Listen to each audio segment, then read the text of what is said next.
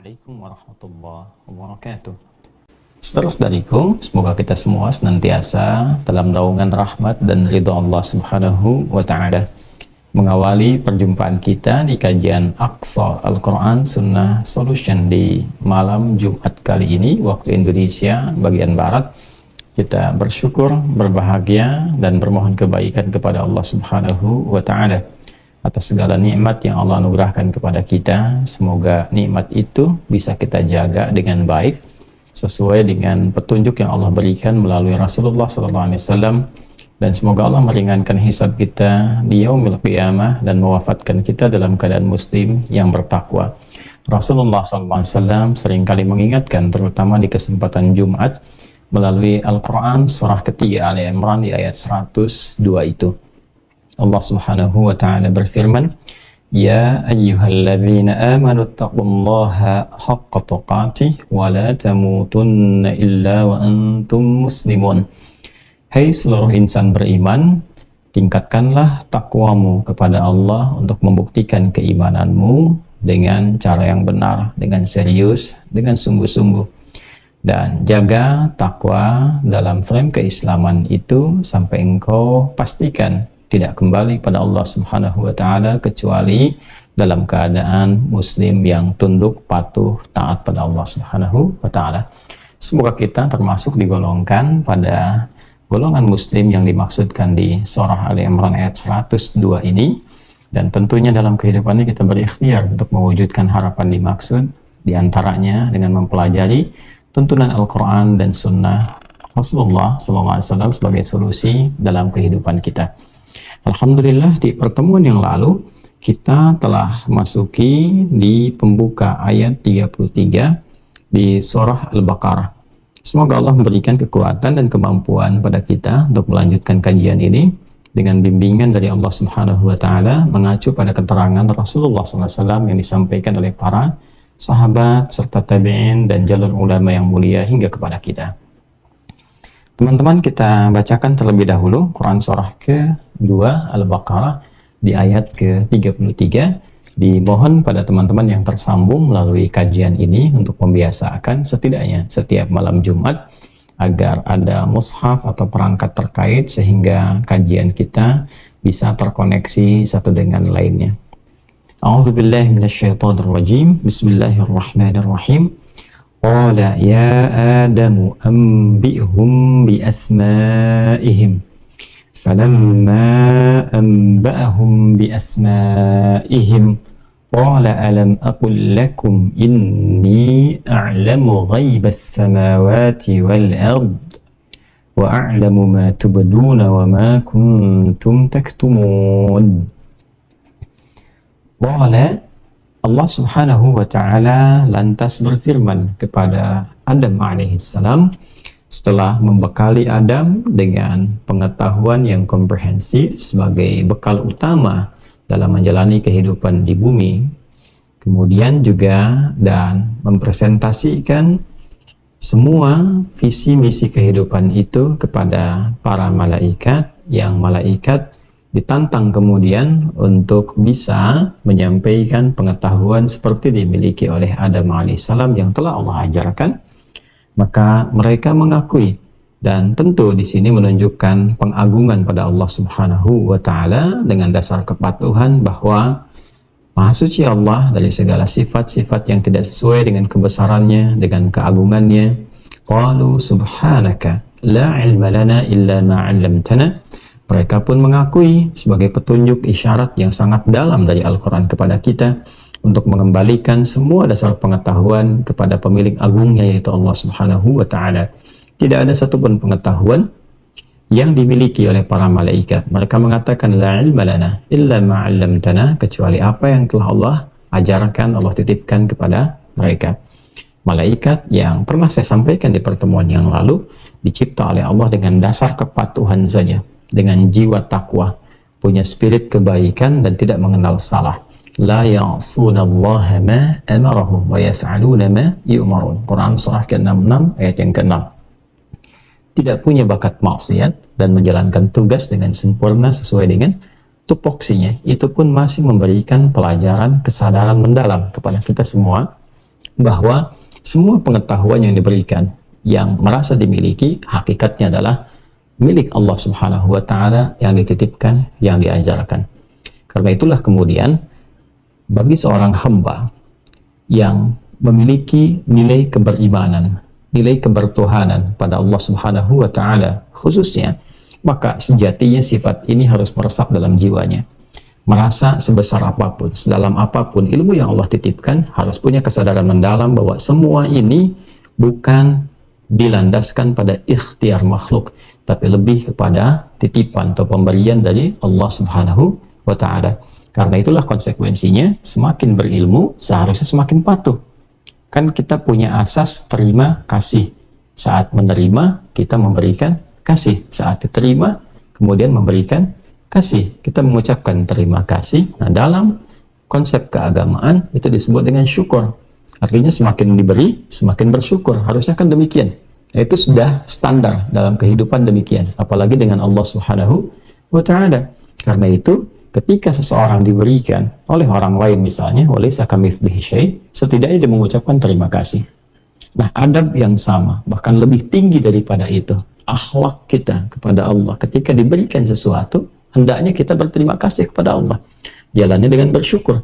Itu yang diajarkan di Quran surah ke-14 Ibrahim, kan ayat yang ke-7. Ya. Wa idz ta'adzana rabbukum la in syakartum la azidannakum. Dan bersyukur ini jangan hanya dipahami nikmat berupa harta benda, tidak juga. Jangan hanya dibatasi pada anak-anak yang sehat misalnya, ya, tidak sebatas demikian. Ilmu pun disyukuri. Nah, bagaimana mensyukuri nikmat pengetahuan yang terus Allah tambahkan?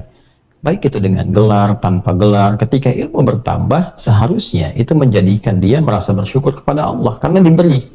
Tadi kesadaran yang tadi, ya, bukan karena kemampuan dia semata untuk mendapatkan pengetahuan, tapi Allah yang berkehendak untuk menitipkannya. Kalau Allah nggak berkehendak, sehebat apapun berikhtiar seorang makhluk tidak akan mendapatinya. Ya, betapa banyak orang belajar keras, luar biasa, ya, tapi Allah nggak berkehendak. Karena melihat kemaslahatannya bukan pada orang dimaksud. Dia berhak mendapatkan yang lain, ilmu yang lain bukan yang itu. Allah titipkan pada yang lain. Ketika diberikan oleh Allah kepada si fulan, seorang hamba, maka adabnya dia berterima kasih kepada Allah dengan cara bersyukur. Nah, sifat syukur yang pertama ketika diberikan itu adalah menghadirkan sifat tawadhu dan mengembalikan semua pengetahuan kepada Allah. Karena itu Allah sangat tidak menyukai bila ada seorang yang merasa berilmu, kemudian sombong dengan ilmunya itu.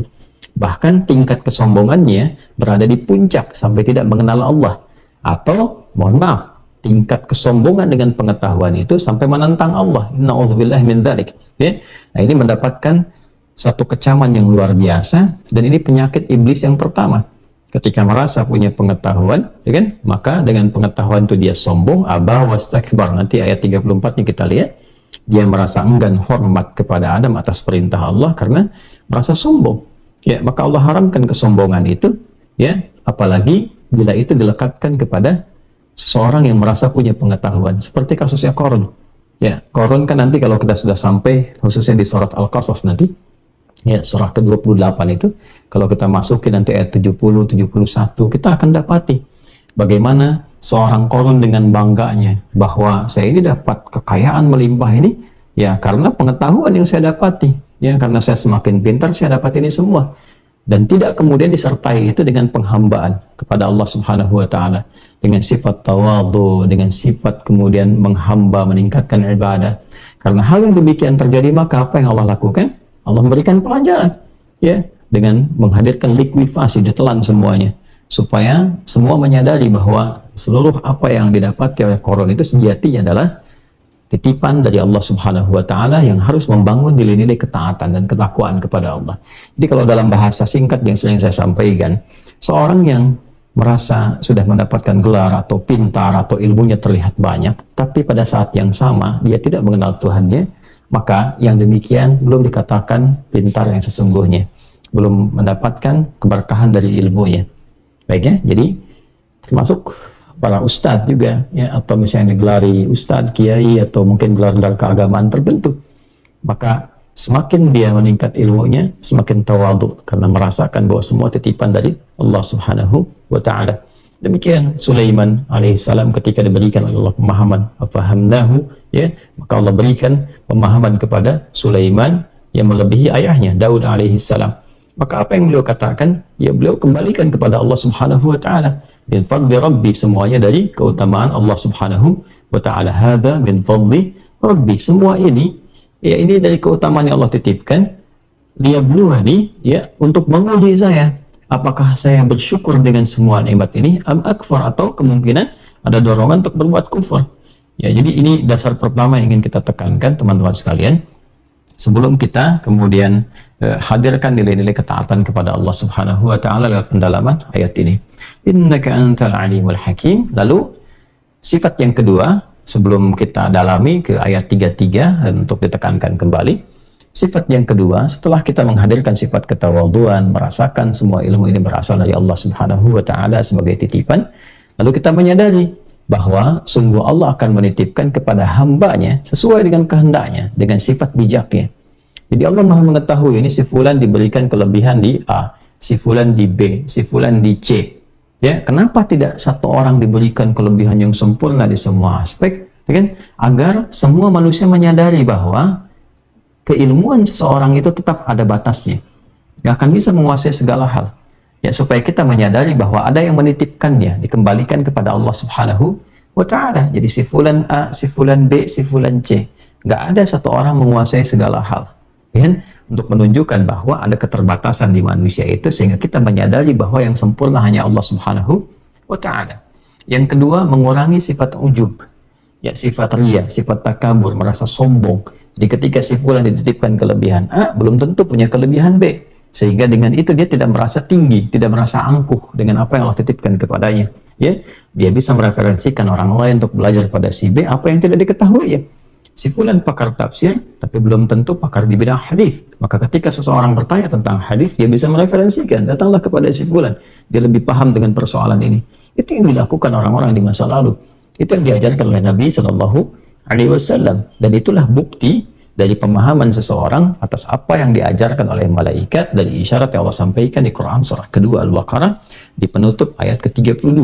Innaka, sungguh engkau ya Allah, antal alim, engkau yang maha mengetahui, pemilik segala pengetahuan, dan berkehendak kepada siapapun ilmu itu engkau titipkan. Al-Hakim, engkau maha bijak memilih seseorang di antara hambamu itu untuk menyampaikan risalah pengetahuan dimaksud. Jadi adab ini penting disampaikan untuk membangun satu pondasi yang kokoh sebelum kita menerima pengetahuan. Sebab kalau adab ini masih rapuh, begitu pengetahuan masuk, nah ini biasanya bangunannya akan goyah. Ya, mudah sekali goyahnya dengan kesombongan, dengan riya, dengan popularitas, dengan materi. Ya, hati-hati, termasuk dengan materi, hati-hati. Nah, karena itu adab penting dibangun sebelum ilmu itu ditanamkan. Ya, seringkali kita dapati petunjuk dari para ulama yang menyampaikan al-adabu qablal ilmi, adab sebelum ilmu. Di antara adab itu pengetahuannya adalah dasar-dasar penguatan dari nilai spiritual sebelum ditanamkan nilai intelektual. Nanti kita akan detilkan, ya. Baik teman-teman, qala ya adamu ambihum bi asma'ihim. Kemudian Allah berfirman, qala. Nah ini menarik sekali. Quran tidak mengatakan Adam kemudian menyampaikan ilmu yang Allah titipkan kepadanya, ya, untuk dipresentasikan pada malaikat. Atau Quran tidak mengatakan misalnya fa'amba'ahum, ya, bi asma'i, maka Adam mengabarkan, menyampaikan, presentasikan pada mereka atas ilmu-ilmu yang Allah titipkan kepadanya. Tidak. Tapi Allah sampaikan di sini dengan pembuka qala, ya, qala. Lalu Allah firmankan. Nah, kalimat kata qala di sini bukan hanya menunjuk perintah kepada Adam, tapi seperti kita bahas sebelumnya, ini menunjukkan jalur sanad yang tersambung. Menunjukkan apa? Jalur sanad yang tersambung, memberikan kesan kepada kita bahwa hendaknya dalam pengetahuan yang baik itu, yang maslahat, yang komprehensif, yang teruji itu punya ketersambungan sanad sehingga pengetahuan itu terjaga. Ya, dari kemungkinan distorsi, pengurangan-pengurangan, atau penambahan-penambahan, atau misalnya konsep yang justru merusak apa yang telah baik sebelumnya. Ya, jadi ketika Allah sampaikan qala, dengan kata qala memberikan jalur bahwa apa yang Adam terima sesungguhnya satu bersumber dari Allah, mengaitkan kepada ayat sebelumnya. Makna yang keduanya adalah Qala memberikan kesan, ilmu yang baik itu ilmu yang terukur, yang sudah matang, kemudian tersanad. Jadi si fulan menerima dari si fulan, menerima dari si fulan, menerima dari si fulan. Ya, sepanjang konsepnya matang. Ya, sepanjang konsepnya baik, matang, termaslahatkan, itu ketika terjaga satu dengan yang lainnya, maka itu lebih bagus. Dan inilah kata qala ini yang menjadikan fitrah dalam dunia pendidikan itu terjaga. Coba teman-teman lihat, bukankah orang yang mengajar misalnya di fakultas hukum, minimal dia kan punya kepakaran di bidang hukum, ya kan? Dengan gelarnya SH, sarjana hukum misalnya, ya kan? MH, master di bidang hukum, atau doktornya di bidang hukum. Nah, ini yang dimaksud dengan sanad. Sehingga jangan sampai orang yang tidak punya kapasitas mengajarkan sesuatu ya di luar pakemnya, di luar kapasitasnya. Ya. Dan yang terbaik adalah kapasitas yang didapatkan pun itu punya ilmu yang pakem, yang jelas, yang terukur. Nah, tradisi ini itu dimiliki kuat dalam Islam. Dalam semua aspek yang terkandung di pokok-pokok keislaman. Pokok keislaman itu kan akidah, ya kan? Setelah itu ada apa? Ibadah, ada muamalah, ada akhlak, ada 4 ini kan? Ya kan? Akidah, aspek ketuhanan. Jadi jelas konsepsi ketuhanan di Islam itu jelas. Ya, mengapa Tuhannya mesti Allah, ya kan? Kemudian dari nilai ketuhanan itu bagaimana kita memanggilnya, seperti apa kita menyembahnya, bagaimana kita berinteraksi dengan Allah, ya kan? Setelah itu ada pilar disebutkan untuk mengenal Allah, ini Allah terangkan ada 6 pilar. 6 pilarnya disebut dengan rukun iman. Itu ada ilmunya tersendiri. Nah, ketika kita belajar nilai keilmuan itu, konsepsinya semuanya sudah jelas, terukur dan bersanad. Apa yang kita pelajari di sini di Indonesia sama dengan yang dipelajari di Malaysia, sama dengan yang dipelajari di Brunei, sama dengan yang dipelajari kita lompat ke Eropa, ke Amerika, dengan di Arab, gak ada yang beda ya dari dasar-dasar keimanan itu. Maka dari sini kemudian yang paling menarik adalah susunan keilmuannya pun tersambung. Si fulan menerima dari si fulan, si fulan, si fulan, si fulan sampai ke Rasulullah Sallallahu Alaihi Wasallam. Bahkan sumbernya satu sama Al-Quran, ya kan? Coba lihat, dan gak ada perbedaan. Yang menarik dibaca dimanapun Al-Qurannya sama. Nggak ada Anda baca di Banten bahasanya Sunda, begitu di Padang bahasa Padang misalnya, pasti ada distorsi di situ. Ya, ada pengurangan, ada perbedaan di antara penunjukan kepada arti atau makna. Anda bahkan yang paling luar biasa, di Amerika tetap Qurannya sama dengan bahasa Arab, di Arab bahasa Arab, semua sama, ya kan? Jadi dikekalkan dengan satu bahasa, bukan ingin menunjukkan pengkultusan pada satu kaum, bukan, tapi memberikan kesan penjagaan yang tidak berubah, gitu. Itu yang kita ingin tekankan, seperti Allah tegaskan di Quran surah ke-15 ayat 9. Inna nahnu nazzalna dzikra wa inna lahu lahafizun. Ya, dengan keagunganku diturunkan Al-Quran itu sebagai pengingat, ya, pengingat kita akan kedekatan kita dengan Allah, kesadaran kita untuk bertuhan kepada Allah, mengingatkan cara hidup yang benar. Dan kata Allah, dengan keagunganku dijaga Al-Quran itu, dijaga. Makanya terjaga sampai sekarang, satu-satunya kitab suci yang tidak pernah berubah lafadznya dari setiap titik hurufnya sampai dengan saat ini, dan semua di muka bumi manapun dibaca dengan cara yang serupa, dengan cara yang sama, hanya Al-Quran. Ya, itu di akidah. Maka kita matang sekali. Ya, nggak ada yang ambigu dalam konsep ketuhanan. Anda belajar dimanapun, kita menyadari sepenuhnya. Dalam Islam itu sangat jelas. Ya, Tuhannya satu, Allah. Jadi nggak mikir macam-macam, sudah Allah. Ya kan? Terus sangat diterangkannya sangat jelas sekali. Qul huwallahu ahad, sifatnya tunggal, esa, ya kan? Nggak ada satu, nggak ada satu tambahan, nggak ada satu dari yang lain, nggak ada satu dari sumber yang lain, cuman satu-satunya saja. Allahus Samad, karena satu ini jadi kemudian tempat bertumpu, tempat bergantung. Lam yalid wa lam yulad, tidak beranak dan tidak diperanakan. Wa lam yakul lahu kufuwan ahad, dan sempurna kemampuannya, tidak bertumpu kepada faktor-faktor yang lain. Dia kan tidak punya sekutu, tidak punya serikat. Jelas sekali definisi ketuhanannya. Nanti ditafsir di ayat-ayat lain dengan penjelasan yang lebih detail lagi. Di ilmu ibadah, ya, terkait dengan ibadah, pakemnya pun jelas. Dan itu bersanad. Luar biasanya, dalam Islam itu, semua ibadah yang dikerjakan, itu bukan sekedar kita diminta lakukan A sampai Z, tapi punya dasar ilmunya. Dan ketika diurut ilmu itu tersambung kepada sumber pokoknya, kepada Nabi SAW. Nabi menerima petunjuk dari Allah Subhanahu wa Ta'ala untuk membuktikan. Nah, yang paling luar biasa begini, diakidahkan keyakinan. Kita yakin nih, kita bertuhan. Bertuhannya ke siapa? Ya kan? Kita bertuhan kepada Allah misalnya. Bagaimana cara membuktikan bahwa kita ini hamba yang bertuhan? Maka paling gampangnya ada ibadah kan? Ya kan? Ya kalau nggak ada ibadah, bagaimana membuktikan ketuhanannya? Jelas kan? Maka menghamba kan? Maka itu yang dimaksud di Quran surah ke-20 Taha ayat ke-14. Runtut sekali. Innani anallahu la ilaha illa ana fa'budni. Ya kan? Sayalah Allah, gak ada Tuhan selain saya, kata Allah. Maka cara membuktikan kebertuhanan engkau kepada saya, fa'budni, sembah saya. Ya, coba cari deh relasi antara nilai keimanan dan nilai kepatuhan dalam ibadah yang ayatnya ada, penjelasannya ada, detailnya ada. Quran itu luar biasa. Setelah itu dijelaskan, kita kan bertanya, cepatnya kan bertanya, bagaimana cara menyembahmu ya Allah? Langsung diteruskan ayatnya, wa aqimis salata lidzikri. Ya, kalau engkau ingin terkoneksi denganku, kata Allah, tunaikan salat. Kita bertanya lagi kan, bagaimana cara salat itu?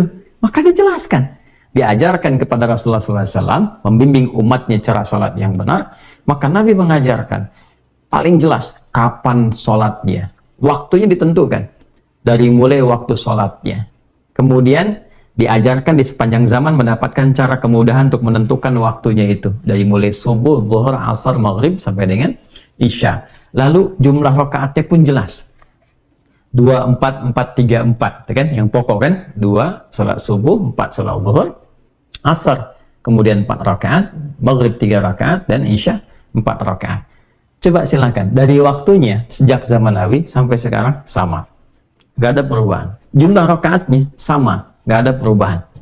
Dan kalau ini tidak didasari dengan dasar pengetahuan yang tersambung, yang kokoh, yang sempurna, mustahil bisa abadi. Boleh jadi seseorang bisa kreatif, maghrib jadi 4. Kan?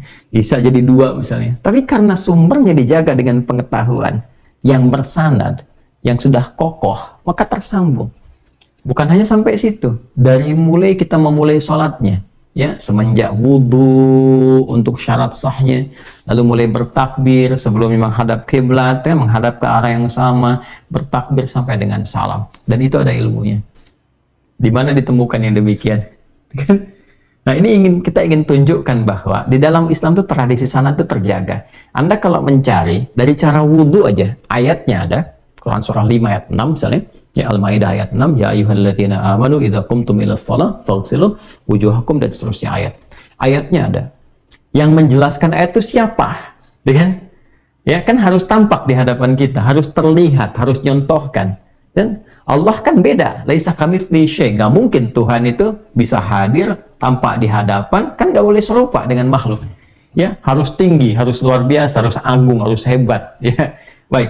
Maka ditugaskan kan seorang nabi, rasul harus dari kalangan manusia sendiri, supaya kita merasakan bisa ada contoh yang real. Ya, kalau jin kan nggak sama, dimensinya beda, ya makhluknya tidak sama, dan nggak bisa jadi contoh. Ya, jin dengan alamnya masing-masing, malaikat dengan alamnya, manusia harus punya contohnya sendiri, dan yang paling ideal dari kalangan manusia supaya bisa ditiru, ya kan? Merasakan, ditiru, ya, kemudian juga bisa melekat kuat bimbingannya dalam kehidupan kita. Maka ditugaskanlah Nabi Muhammad SAW untuk mengajarkan pada kita. Masya Allah, rinci sekali. Dari mulai ini ayatnya, diajarkan kemudian prakteknya oleh beliau, begini cara berwudu yang pokok seperti ini, gini cara membasuhnya, kalau mengusap seperti ini, sampai selesai. Di mana ada yang begitu? Ya, dan terjaga yang pokok ini sampai ke kita sekarang. Yang paling luar biasa. Ya, terjaga sampai dengan ke kita di era kekinian dan terus berlanjut. Nah, kalau bukan ini menunjukkan kebenaran dari ajaran Islam yang bersumber dari Tuhan yang benar, mustahil semua ajaran itu bisa terjaga. Karena karya manusia itu tidak akan pernah melintasi zaman tanpa pernah mengalami perubahan-perubahan. Ya, tanpa pernah mengalami perubahan-perubahan. Saya ambil contoh begini. Ini perbandingan ya, secara singkat saja. Saya ambil di tulisan aja ya, dari tulisan misalnya. Teman-teman sekalian, ini adalah ulama, ya. Ulama, oe, dan ini yang digunakan sekarang. Dulu, kalau kita ingin bicara misalnya J, maka menggunakan DJ atau untuk Y. Sekarang berubah. Dan selalu ada ejaran yang disempurnakan, ejaan yang disempurnakan, EYD. Dan menariknya, di bahasa apapun ini kita lihat berlaku. Ya, kita lihat apa? Berlaku, kecuali di bahasa-bahasa tertentu yang memang ketika kemudian itu dilihat, diperhatikan, melewati perkembangan zaman, tidak berubah sama sekali, karena memiliki tradisi apa yang diucapkan itu yang dituliskan. Nah, itulah bahasa Arab. Ya, itu bahasa Arab, di antara bahasa yang terjaga. Ini alif, lam, kemudian mim. Coba lihat, sejak ayat diturunkan dan Nabi mengajarkan dengan lisan, dengan talaqi, ya kan? Sampai selanjutnya ketika umat diprediksi sudah mulai banyak sekali yang masuk Islam. Ketika Nabi SAW wafat, sahabat mulai mengajar keluar, bukan hanya di wilayah Hijaz, di wilayah Arab, tapi sudah mulai menyebar, bahkan sampai ke Afrika, sampai ke Persia, kelak kemudian ke Eropa, ya. Dan mereka membutuhkan pengajar-pengajar, sehingga para sahabat berinisiatif apa yang diajarkan oleh Nabi itu, ya, dan dibimbing, mendapatkan bimbingan sebelumnya. Bagaimana Nabi memerintahkan sahabat sebagian yang pandai menulis untuk menuliskan, maka dari situ diserap menjadi mushaf, tertuliskan. Anda bisa bayangkan, dari mulai yang dibacakan, apa yang dituliskan, sampai sekarang semua terjaga. Dari dulu alif lam mim, sekarang tetap alif lam mim. Yang dibaca alam nashrah laka sadrak, alam tara kaifa fa'ala rabbuka bi ashabil fil, sampai sekarang tetap sama. Di mana bisa ditemukan demikian? Dan ini terjaga. Dan inilah faidahnya sanad. Ya. Dan bacaan Qur'annya pun dari bacaan sampai tulisan itu ada sanadnya. Kita kalau ngaji talaqi deh yang benar pada guru-guru, itu mereka tuh punya sanad ke atasnya. Si fulan dari si fulan, dari si fulan dari si fulan sampai ke Rasulullah SAW. Bayangkan, dari bacaan punya sanad. Di mana di muka bumi ini semua kitab sucinya yang ketika dibacakan mudah untuk dihafal, mudah untuk dipelajari, ya kan? Kemudian dia punya sanad sampai ke atasnya dan tersambung. Ini Al-Quran. Nah, saya ingin tekankan bahwa dari apa yang Allah ajarkan sejak mula diajarkan kepada Adam alaihissalam, dari pengetahuan Rabbani itu memberikan kesan yang kuat kepada kita bahwa satu, kalau belajar ataupun mengajar itu mesti matang konsepsi keilmuannya. Ya, jangan tanggung. Ya, satu-satu ya, supaya bahasannya lebih terperinci, lebih detail, ya. Jadi kalau mengajarkan mesti matang, jangan sampai tidak menguasai satu bidang, mengajar di bidangnya, itu bisa celaka, ya kan? Membahayakan, apalagi bagi murid-murid yang diajarkan, apalagi bagi murid yang percaya betul tentang keilmuan si fulan, tapi tidak mengerti di mana kepakarannya. Karena itu Imam An-Nawawi pernah menyampaikan dalam kitabnya At-Tibyan, ya, wala yata'allamu illa mimman kamulat ahliyatuhu, dan tidaklah seorang murid belajar kecuali kepada guru yang memang pakar di bidangnya, memahami keahliannya sudah diketahui. Ya, pun demikian seorang murid pun kalau belajar mesti matang, mesti total, jangan setengah-setengah. Yang kedua, pastikan apa yang dipelajari itu bersanad, ya, karena konsepnya matang, ya. Kemudian kalau kita tersertifikasi lah bahasa sekarang itu, ya, ya, sehingga terjaga pakem keilmuannya terus terjaga. Ini setiap ilmu yang bersanad itu menunjukkan keilmuannya sudah matang, konsepnya matang, gitu ya. Itu sudah ketentuan umum itu. Kalau kita menemukan setiap ilmu yang bersanad sampai ke pokoknya dan terus bertahan sampai kapanpun, ini menunjukkan matang, konsepnya matang. Nah, Islam memberikan pelajaran penting kepada kita. Tidak ada satupun dalam konsep akidah, ibadah, bahkan muamalah, silakan cek. Di bisnis ada ilmunya. Kemudian mencari pengetahuan, belajar ada ilmunya. Di rumah tangga ada ilmunya. Kita punya semuanya itu. Nanti kita turunkan ba'da Isya. Ya? Dan akhlak pun ada ilmunya. Dan itu kalau ditelusuri ada sanadnya. Ini menunjukkan bahwa ajaran dalam Islam itu begitu matang dan tidak berubah. Yang berubah hanya karya manusia. Ketika dalam Islam ajarannya begitu matang, bersanad dan tidak berubah, ini menunjukkan ini bukan karya manusia, tapi firman Allah yang diturunkan kepada kita berupa petunjuk dalam berkehidupan. Bahasa singkatnya, pedoman hidup Islami. Apa saja pedoman hidup Islami itu yang dimintakan sejak awal diciptakan Adam alaihissalam oleh Allah subhanahu wa ta'ala untuk diviralkan di kalangan malaikat, memberi pesan bahwa dengan ilmu itulah visi kehidupan dan misi hidup di dunia bisa berjalan dengan baik dan mengentaskan semua persoalan kehidupan di setiap generasi. Kita akan bahas itu setelah menunaikan sholat isya berjamaah. Kita jeda sejenak, kita lanjutkan ba'da isya. Assalamualaikum warahmatullahi wabarakatuh. Bismillahirrahmanirrahim. Assalamualaikum warahmatullahi wabarakatuh. Alhamdulillah wassalatu wassalamu ala Rasulillah wa ala alihi wa sahbihi wa man walah wa ba'd. Saudara-saudariku, kita telah menunaikan sholat isya berjamaah waktu Indonesia bagian barat dari Bekasi. Kita bermohon pada Allah Subhanahu wa taala semoga sholat yang telah ditunaikan berkenan diterima oleh Allah Subhanahu wa taala, dan semoga Allah berkenan mengabulkan doa-doa terbaik yang kita mohonkan hanya kepadanya. Teman-teman yang terhubung di wilayah manapun, semoga apa yang sedang kita kerjakan saat ini diridhai oleh Allah Subhanahu wa taala. Kalau sudah tiba waktu sholat sesuai dengan daerahnya masing-masing, segera tepikan dulu berbagai kegiatan termasuk hubungan kita saat ini melalui kajian Aqsa. Tunaikan sholat dulu, saling mendoakan, dan silakan terhubung kembali. Baiklah, di pertemuan menjelang Isya tadi kita telah tuntaskan tentang persoalan dasar pengetahuan yang kokoh, yang matang, yang juga berkesinambungan. Jadi di dalam Islam mengajarkan kepada kita bagaimana satu pengetahuan itu mesti dipelajari dengan baik, komprehensif, holistik, menyeluruh, kemudian sifatnya matang. Dan saat diajarkan pun diajarkan dengan cara yang baik, dengan pengetahuan yang sudah luas dan menyeluruh. Itu yang pertama. Yang kedua, kita juga diajarkan bahwa pengetahuan yang baik itu, yang kokoh itu, bila dia berkesinambungan di setiap era dipelajari dan terukur serta bersanad, ini menunjukkan bahwa secara konseptual pengetahuan yang disampaikan adalah pengetahuan yang benar-benar telah teruji, telah matang, telah kokoh secara teoritis.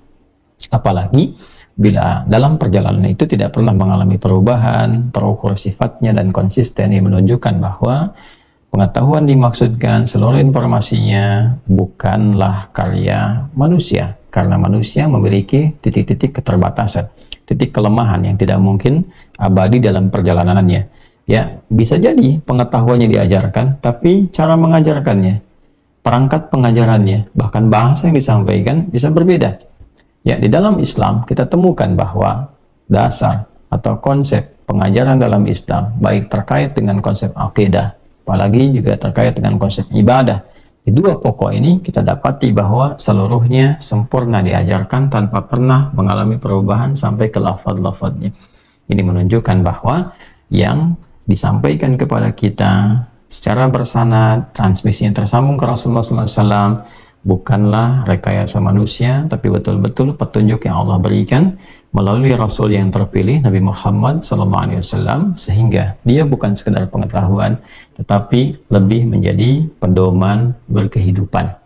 Karena pedoman ini, teman-teman sekalian, itu mengarahkan kita pada kesadaran sepenuhnya untuk mengembalikan diri kepada Allah, sehingga muncul kepatuhan. Dan dengan kepatuhan ini lahir nilai-nilai ibadah yang memberikan pengaruh kepada jiwa, lahir ketentraman, kedamaian, kebahagiaan, dan kesuksesan. Dalam bahasa Arab, kalau ini disatukan menjadi satu nama, disebut dengan Islam. Akarnya dari kata aslama yuslimu, akar dari ini berasal dari kata salima, ya, atau asilmi, ya. Maka kalau kita dapati turunan akar kata ini, kita akan temukan di antara maknanya ada kedamaian, ketentraman, kebahagiaan. Salam itu damai, kan? Ada penghormatan, di situ ada kesuksesan, ya, puncak kesuksesan tertinggi baik di dunia, di alam kubur sampai akhirat. Wassalamun alaihi yawma wulida wa yawma yamutu wa yawma yub'atsu hayya, di Quran surah ke-19 ayat ke-15. Maka kalau kita turunkan dari pedoman hidup dan nilai keislaman, tambahkan i di ujung kata Islam, kita temukan pedoman hidup Islami. Jadi Allah Subhanahu wa taala saat memberikan bekal pengetahuan kepada Adam alaihissalam sebelum bertugas menjalani misi di bumi, maka Allah berikan berbagai bentuk pengajaran atau keilmuan yang disifati dengan nilai-nilai Islami. Orangnya disebut dengan Muslim. Artinya tunduk, patuh, taat, damai. Dari kata Islam itu nanti munculkan kedamaian, tenang. Ya, dibawa kemanapun ilmu membuat kita tenang, termasuk di rumah tangga. Ya, sakinah itu kan ketenangan. Kapan ada ketenangan? Ketika tahu ilmunya. Ya, kemudian sukses di semua jenjang kehidupan, semua jenjang kehidupan. Jadi kalau kita di dunia saat ini, dunia sukses, di alam kubur juga merasakan kedamaian, di akhirat juga bahagia. Ya, dasar pokoknya disebut dengan silmi, kemudian frame-nya disebut dengan Islam, dinnya, hasilnya disebut dengan salam. Ya, dan kata ini kita temukan semua dalam Al-Quran. Dari frame-nya Islam, Quran surah ke-3 ayat 19, kan? Inna ad-dina 'indallahil Islam. Kemudian ini semua tuntunan yang menghadirkan semua hasil pokok yang disebut silmi. Kita ada di Quran surah kedua ayat 208. Ya ayyuhalladzina amanu udkhulu fis silmi kafah. Hei semua orang yang yakin, yang beriman kepada Allah, beriman kepada semua apa yang Allah sampaikan, ya kan? Apa yang Allah perintahkan, apa yang Allah tunjukkan. Udkhulu fis silmi, masuklah kalian di dalam silmi. Apa itu silmi? Ya ini semuanya. Ketundukan, kepatuhan, ketaatan, kedamaian, ya kan? Dan ditemukan di mana? Semua petunjuknya kembali kepada ini, informasi ilmu yang Allah berikan. Ya kan? Baik. Kemudian kafah, secara total, secara menyeluruh. Hasilnya disebut dengan salam. Ya, salam. Ini semua yang didapatkan nih, hasilnya ketika didapatkan kedamaian, ketentraman, kebahagiaan, kesuksesan itu salam namanya. Ya, ini bisa didapati kalau ada kepatuhan, ketundukan, ketaatan. Pada apa? Pada ketentuan yang Allah berikan lewat ilmunya. Jadi, dari mana temukan salam? Quran surah 19 misalnya. Ayat 15. Wassalamun alaihi, ini contoh ke Nabi Yahya alaihissalam. Wassalamun alaihi yawma wulida wa yawma yamutu wa yawma yub'atsu hayya. Ya, Yahya alaihissalam mendapatkan kedamaian, ketentraman, kebahagiaan di dunia, juga saat di alam kuburnya, dan di akhirat dibangkitkan dalam keadaan bahagia. Kapan diraih? Lihat ayat sebelumnya. Ya Yahya, khudhil kitaba biquwwah. Kitab. Wa atainahu hukma sabiyya wa hananan min ladunna wa zakata wa kana taqiyya wa barran biwalidayhi wa lam yakun jabbaran asiyya. Baru ini, wassalamun alaihi wa yawma wulida wa yawma yamutu wa yawma yub'atsu hayya. Ketika ada kepatuhan terhadap semua apa yang Allah sampaikan dari pengetahuan yang diberikan lewat apa? Kitab. Ya kan? Di kitab. Di kitab ini ada apa? Ada petunjuk tentang semua ini. Petunjuk yang berisi pedoman berkehidupan, pedoman hidup Islami, itu disebut hudan namanya. Hudan. Nah, dari sejak Adam sebelum diturunkan, beliau sudah menerima hudan. Ya, dari mana taunya? Nanti di ayat 38 di surah Al-Baqarah, surah 2 ayat 38. Qul nahbitu minha jami'a fa imma ya'tiyannakum minni huda. Ini. Ya kan?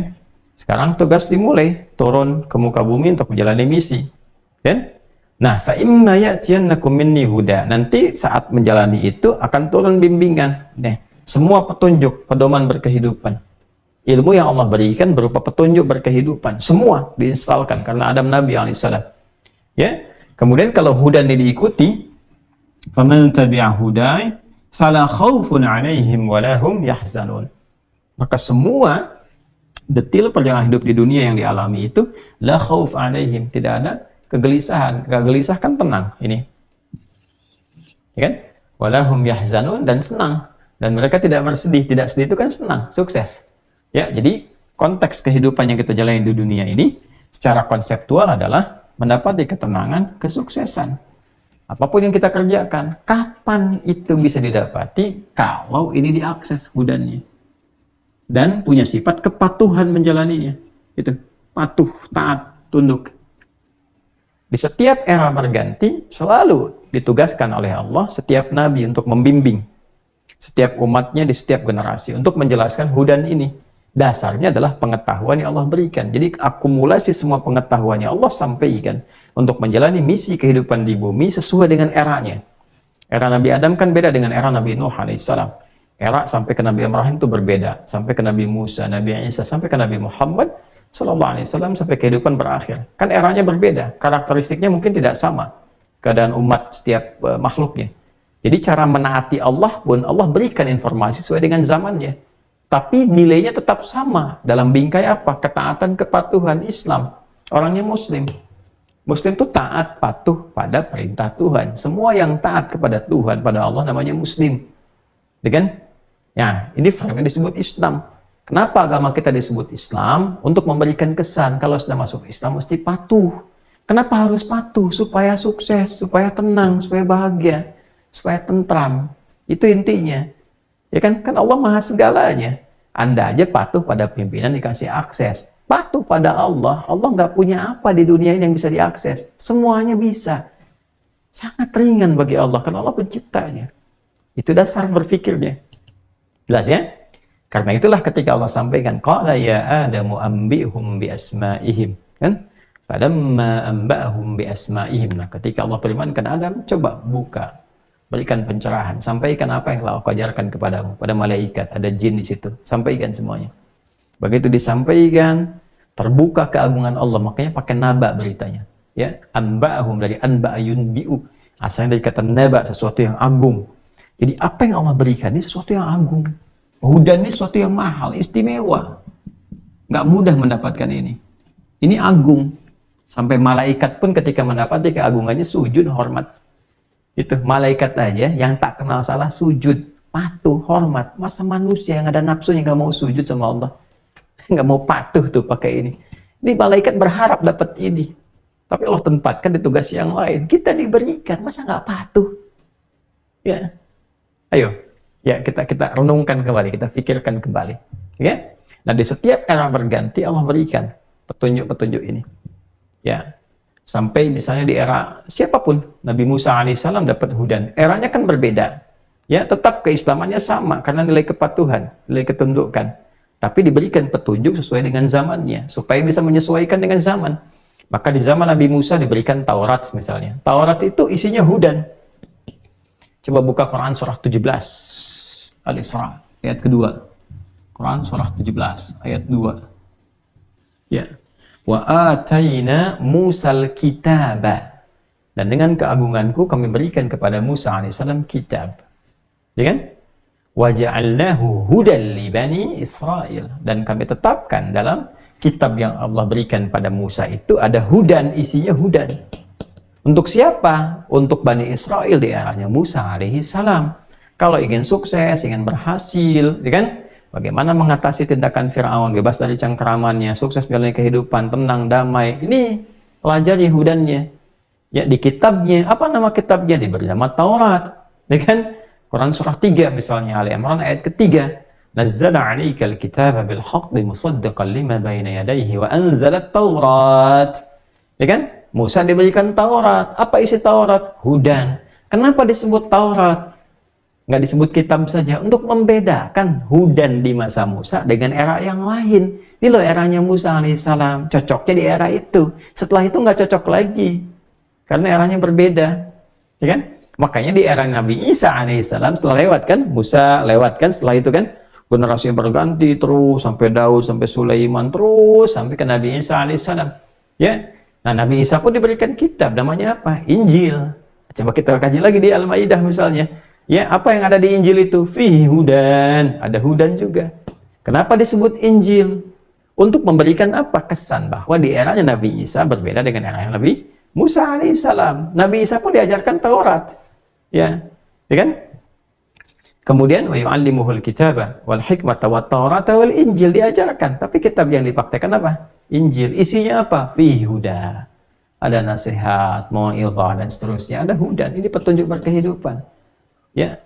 Untuk siapa? Untuk umat beliau di masanya, di eranya. Makanya kitab-kitab masa lalu nggak abadi sifatnya, karena cuma di eranya saja. Coba temukan kitab-kitab di masa lalu, Suhuf Ibrahim, Suhuf Musa, Tauratnya Musa alaihissalam, sampai sekarang, termasuk Injilnya Nabi Isa alaihissalam, nggak akan ditemukan. Sulit mengaksesnya, bagaimana gitu?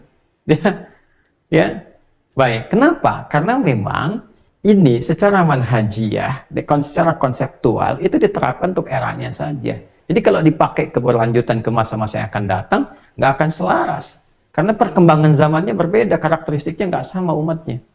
Nah, pun demikian 600 tahun setelah era Nabi Isa alaihissalam, datanglah era Nabi Muhammad sallallahu alaihi wasallam. Maka dianugerahkan oleh Allah Subhanahu wa taala kepada beliau Al-Qur'an, ini kitabnya, untuk membedakan dengan eranya Nabi Isa yang Injil, eranya Nabi Musa yang Taurat, demikian sampai ke atasnya. Gitu. Nah, yang paling luar biasa kalau Injil di Bani Israel, Taurat di Bani Israel, Al-Qur'an linnas. Karena nabinya nabi terakhir, petunjuknya pun harus sampai akhir. Kan logika berpikirnya begitu kan? Ya kan? Dari Nabi Musa kan masih ada nabi yang lainnya. Ya, Nabi Daud kan masih ada, diberikan Zabur untuk zamannya, gitu kan? Pun demikian pada eranya Sulaiman alaihissalam. Terus sampai ke Nabi Isa dapat Injil, ya kan?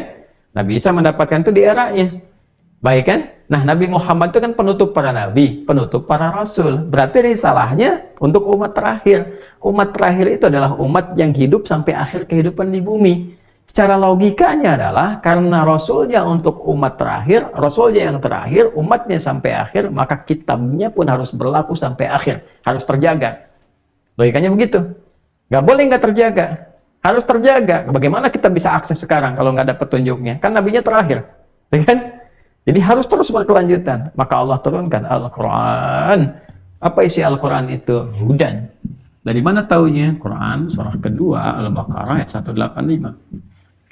Ya, karena Rasulnya yang terakhir, maka harus istimewa. Karena untuk semua umat, semua karakter dari beliau dilahirkan, diangkat jadi Nabi, jadi Rasul, kemudian mulai berdakwah, diberikan risalah dan seterusnya. Maka petunjuk yang beliau bawa itu mesti terus abadi sampai kehidupan berakhir. Dan itu mesti istimewa. Karena Rasulnya istimewa, maka diturunkannya pun di hari yang istimewa. Ya, di waktu yang istimewa, di bulan yang istimewa. Syahrul Ramadan. Ya, syahrul Ramadan alladzi unzila fihi al-Qur'an. Bulan Ramadan. Harinya Jumat, malamnya Lailatul Qadar. Inna anzalnahu fi Lailatul Qadar.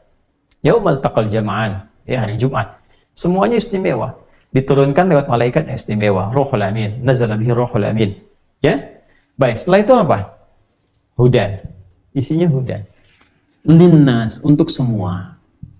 Tuh. Kalau dulu tuh di Bani Israel, kaum Hud, kaum Saleh, ya, kaum Tubba', macam-macam dan sebagainya, disebutkan kaumnya. Kalau Al-Quran tidak. Untuk semua manusia sampai kehidupan berakhir. Jadi cara memahami Al-Quran adalah, Al-Quran ini adalah firman Allah. Firman. Yang isinya adalah ini. Kumpulan pengetahuan yang menjadi pedoman berkehidupan. Pedoman hidup. Yang membawa nilai kepatuhan, ketaatan Islam. Pedoman hidup Islami membawa ketaatan, kepatuhan, ketundukan. Sehingga dengan kepatuhan kepada Allah itu, dari kajian terhadap pengetahuan yang Allah sampaikan dari firman-Nya di Al-Quran, dijelaskan oleh Nabi itu, maka lahirlah ketenangan, kedamaian, kemudian kesuksesan, kebahagiaan, dan lain-lain sebagainya. Di 3 alam, sampai kembali kepada Allah. Jadi, pertama, memosisikan Al-Quran itu, teman-teman sekalian, jangan diposisikan hanya sebagai kitab bacaan saja. Bacaan ini pengantar supaya memahami isi. Kita harus posisikan Al-Quran sebagai ini, kurikulum kehidupan, pedoman hidup. Di sini ada semua bagian kehidupan kita ada di sini. Karena Allah yang ciptakan. Ya. Dan saya riset ini cukup lama juga, riset seriusnya.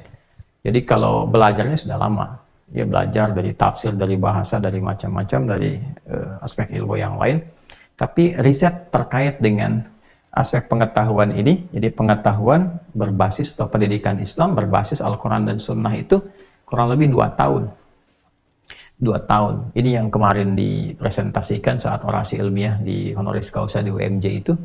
Dan saya terima karena profesional yang menawarkan, ya saya tidak katakan banyak, tapi baik di dalam ataupun di luar juga banyak tawaran-tawaran yang datang beberapa. Tapi saya terima karena begitu profesional. Ya, dan semua ukurannya ada. Ukurannya ada. Yang berhak itu standarnya begini.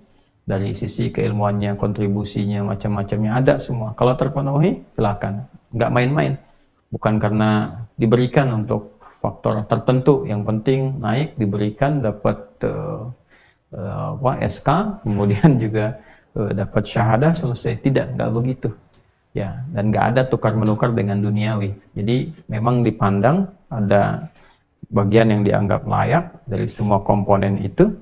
Nah, karena diketahui profesional, maka mesti ada karya ilmiah. Jangan dikira nggak ada karya ilmiah. Itu dibikin karya ilmiahnya, dibuat, dan 2 tahun loh diperiksa. Ya, lebih mudah bikin disertasi biasa secara reguler. Itu berapa bulan kita udah selesaikan. Ya, ini 2 tahun dilihat dulu, dicek dulu, ada promotornya, ya, kemudian ke atasnya lagi, dicek lagi secara ilmiah keseluruhannya.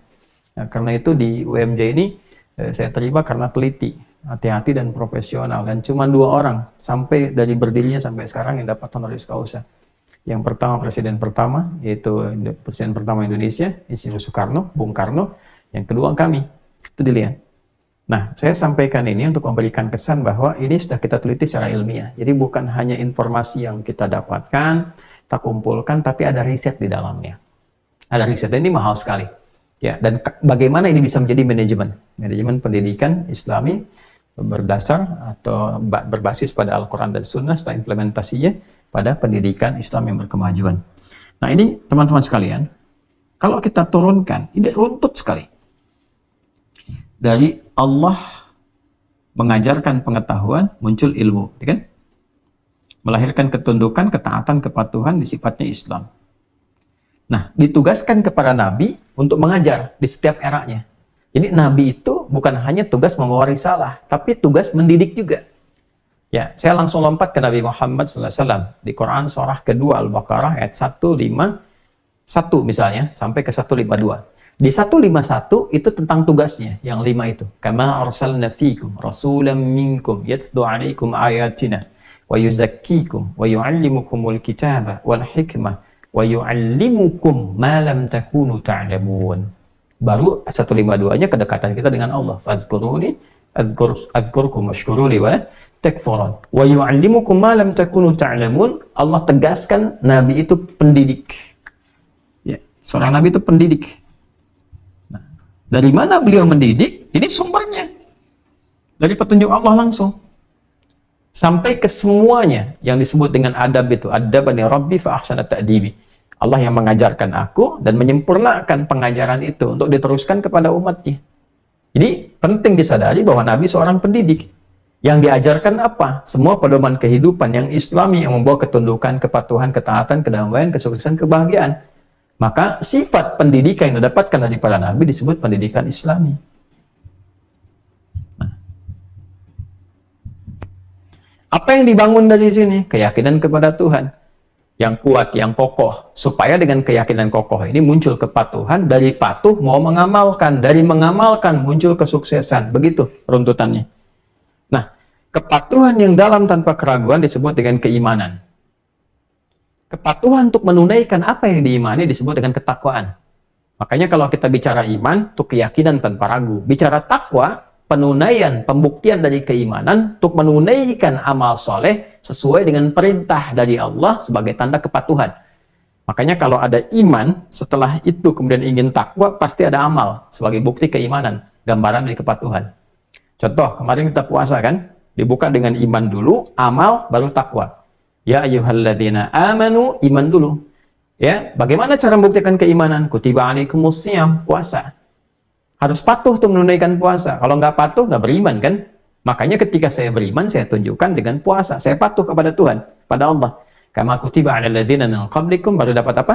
Taqwa la'allakum tattaqun. Nah, jadi kalau orang sudah beriman, yakin tanpa ragu, tunjukkan itu dengan patuh, taat, ini silmi ini, patuh, taat, kuat, baru muncul hasil dari situ. Apa hasilnya? Ya, diberikan pengetahuan untuk membimbing bagian tubuh kita untuk bersikap, macam muncullah karakter kinerja. Sikap-sikap dari ujung kepala sampai ujung kaki, dibimbing bagaimana mata memandang, ya, bagaimana telinga mendengar, lisan bicara sampai ke ujung kaki. Sampai nanti bentuk-bentuk pekerjaannya disesuaikan dengan hajatnya. Dibawa ke dunia pengetahuan, belajar. Bagaimana dari ujung kepala sampai ujung kaki, belajar dengan benar. Dibawa ke rumah tangga, jadi apa? Jadi anak, jadi suami, istri, ayah, ibu, kakek, nenek. Maka ujung kepala sampai ujung kaki dididik. Didik ilmunya, dikerjakan. Nah, hasil bentukan perilaku dari nilai-nilai tadi disebut dengan akhlak namanya. Maka ketemulah di situ iman, ya, plus takwa, plus akhlak. Gitu. Bersyukurnya kita, ya, nggak pernah ada pertentangan dari nilai-nilai agama, keislaman, apalagi pendidikan Islami, dengan nilai-nilai kebangsaan, kenegaraan. Karena tujuan pendidikan, ya, yang diterapkan di negara kesatuan Republik Indonesia pun itu membentuk karakteristik iman, takwa, dan akhlak. Gitu. Coba teman-teman lihat deh di Undang-Undang Sisdiknas nomor 20 tahun 2003, diakses sekarang, googling ya, Undang-Undang Sisdiknas tahun 2020 tahun 2003, nomor 20 tahun 2003. Coba lihat. Ya, coba klik sekarang, klik Google, cari Google. Undang-Undang Sisdiknas. Ya, nomor 20 tahun 2003. Klik. Kemudian buka pasal menimbang. Coba. Saya sudah riset nih, insya Allah saya sudah riset. Buka pasal menimbang, lihat poin B. A, B. Begitu masuk B. Undang-Undang Dasar tahun 1945 mengamanatkan pada pemerintah untuk mengusahakan satu sistem pendidikan. Perhatikan, yang meningkatkan keimanan dan ketakwaan pada Tuhan Yang Maha Esa serta akhlak mulia. Iman ada, akhlak ada, takwa ada. Tuh. Jadi nggak pernah bertentangan. Jadi pendidikan Islam itu tidak akan pernah mungkin bertentangan dengan kurikulum-kurikulum pendidikan, ya, yang secara konseptual diterapkan kemudian di negara kesatuan Republik Indonesia. Karena value-nya sama, nilai yang dihasilkan sama. Ya. Dan negara ini bukan negara agama, tapi spirit kebangsaan dan kenegaraannya dibangun dengan nilai-nilai agama. Jadi nggak bisa dilepaskan. Di dasar pertamanya aja ketuhanan Yang Maha Esa, Pancasila kan? Ya, coba. Pancasila itu kan 5 kan? Satunya apa? Ketuhanan Yang Maha Esa. Nanti tafsirnya di Eka, ya, Prasetya Pancakarsa kan? Itu kan? Nanti kamu, Anda, maaf, ini kadang-kadang suka mengajar di kelas. Baik, kita lihat misalnya teman-teman sekalian, maaf, ditarik ke pasal 29 aja, yang paling cepat, ayat 1, negara berdasar atas ketuhanan Yang Maha Esa. Unsur keimanan ketakwaannya, pasal 29 ayat 2, untuk semua masyarakatnya, negara menjamin kemerdekaan tiap-tiap penduduk untuk memeluk agamanya masing-masing dan beribadah menurut agama dan kepercayaannya itu. Ini nyambung semua. Gitu. Karena kenapa? Yang nyusun dulu itu banyak ulama kita kontribusi, termasuk pendiri bangsa ini juga. Dengan, ya, jadi nggak akan pernah ini bersinggungan dalam konteks bertentangan, nggak akan pernah. Berjalan beriringan sama-sama. Karena tujuannya itu. Dan dibawa kemanapun keimanan itu dibawa. Ya, dibawa. Jadi saya ingin tegaskan bahwa ini bagi umat Islam tidak ada terjemah yang paling baik dari nilai-nilai amanat undang-undang. Jadi undang-undang ini mengamanatkan kepada kita nih. Nah, sebagai Muslim dan sebagai warga negara Indonesia yang baik harus mengamalkan undang-undang ini. Sebagai warga negara mengamalkan ini, ya kan? Nah, sebagai umat Islam dilindungi kita oleh negara dengan pasal 29 ayat 2. Negara melindungi untuk ibadah menurut kepercayaan masing-masing. Kita percaya dengan Islam, ya kan? Sumbernya dari mana? Dari Quran, dari hadis. Jadi ketika kita mempelajari pendidikan keislaman, itu saat yang bersamaan sedang menjadi warga negara yang baik. Muslim yang baik, warga negara yang baik. Dan nggak akan pernah hasilnya bertentangan. Karena value yang diajarkan ini dapat diterapkan dimanapun. Jadi apapun, sepanjang basicnya benar, diambil dari Quran, dari hadis, kita praktekkan, basicnya benar, itu diterapkan dimanapun, pasti akan menjadi solusi dari semua perjalanan kehidupan yang dilalui. Jadi apapun dia. Ya, karena yang Islam tawarkan di sini selain aspek keimanan itu, ya, kalau sudah masuk ke aspek muamalah, kalau sudah iman, ibadah kan personal sifatnya. Tapi di Islam itu nggak bisa dipisahkan. Integrasi hasil dari iman dan ibadah melahirkan muamalah. Gitu. Ya, di iman kan ada kepercayaan yang kokoh. Ya, di ibadah ada pembuktian. Nah, di ibadah ini kan konsepnya masing-masing. Dan datanglah Islam menerangkan, lakum dinukum waliyadin. Ya, sudah hormati yang lain, silahkan.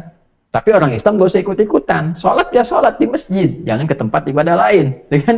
Ya, sholawatan di tempat yang benar. Jadi, tunaikan dengan benar. Nanti hasilnya bisa didedikasikan, dikontribusikan dalam konteks kehidupan berbangsa, bernegara. Hasil dari sholat itu apa? Tanha anil fahsya wal munkar. Ya, fahsya, mohon maaf sekali, zina, pornografi, porno aksi, LGBT, kata-kata kotor, jorok. Orang kalau sholatnya benar, pasti kata-katanya baik. Itu kan? Nggak terjebak pada pornografi, perzinahan, dan sebagainya. Orang kalau sholatnya benar, bebas dari kemungkaran, korupsi, kolusi, ya, berbohong, sogok menyogok, pertikaian, macam-macam. Ya, kalau sholatnya benar, sholat benar itu ada dua pengertian. Ya. Yang pertama, ada orang sholat, ya, mafhum mukhalafah, pengertian terbaliknya. Ada orang sholat, cuman nggak benar. Jadi nggak dapat apa yang disampaikan ini. Yang kedua, yang nggak sholat. Ya. Sebab ada orang sholat, dikecam oleh Quran. Fawailul lil musallin di surat Al-Maun. Celaka orang sholat. Celaka tuh orang tuh. Lebih celaka daripada yang nggak sholat. Yang sholat aja udah celaka. Apalagi yang ini. Ya. Siapa orang ini? Yang motif sholatnya salah.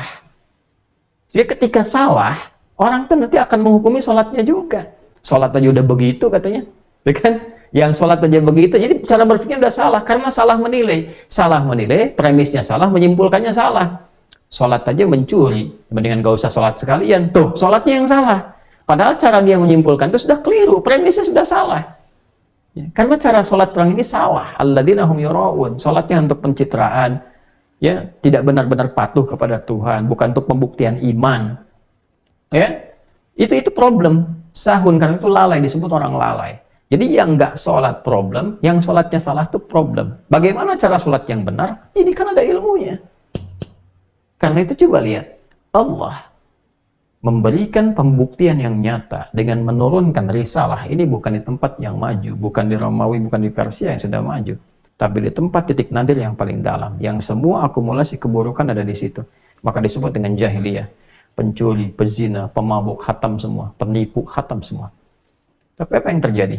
Ketika diturunkan risalah ini dan diajarkan lewat pengajaran, dan pertama praktek ibadahnya sholat, apa yang terjadi? Maka merubah keadaan jahiliyah jadi khair ummah. Yang paling dermawan ada di situ, yang paling jujur ada di situ, paling sabar ada di situ. Ya, yang paling dahsyat apa? Pendidikan yang disampaikan dari nilai keislaman ini, yang tadinya 40 orang, pas Mekah, sabiqun al-awwalun, menghasilkan 12.000 orang. 12.000 ini merubah keadaan terbelakang Yathrib menjadi suasana kota yang mencerahkan, Al-Madinah Al-Munawwarah. Ya, kemudian dari 12.000 ini mensebar dunia. Menyebar kemanapun, dunianya terbuka, jadi maju dan baik.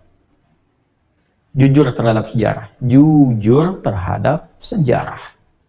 Dengan cara baca yang benar. Coba silahkan buka. Teliti dengan baik. Bagaimana sebelum Nabi diutus? Dunia seperti apa? Bagaimana berubah jahiliyah jadi khairu ummah? Ketika ke Madinah. Silahkan jujur dengan baik. Dibawa ke Persia, Persianya maju. Dan keadilan merata. Keadilan sosial pada masa itu merata sekali.